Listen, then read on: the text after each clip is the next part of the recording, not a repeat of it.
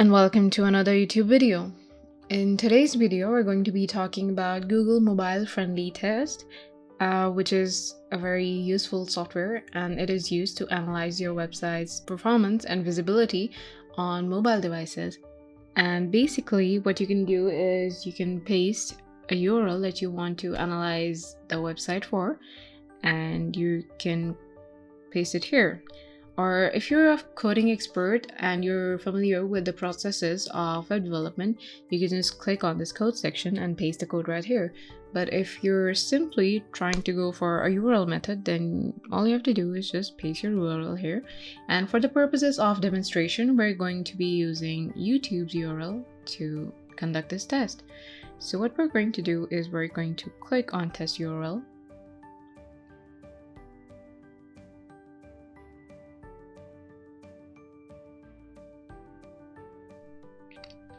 And there it is.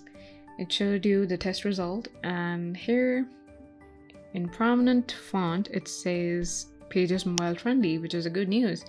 This page is easy to use on a mobile device, but apart from that, it also shows you a screenshot of how it looks on a mobile device, and you can also see it in the form of HTML. Again, this is something not for anyone. This is something that a coding expert can analyze in a better way. So we're going to click on page loading issues here and see what are the issues. Okay, so it says that page is partially loaded and not all page resources could be loaded. This can affect how Google sees and understands your page. And this is something that affects your visibility, your website visibility and loading time and other resources on mobile devices.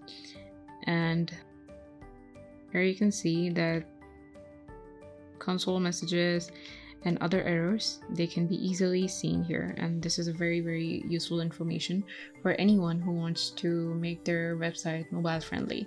So go ahead and use Google Mobile Friendly Test for your own website.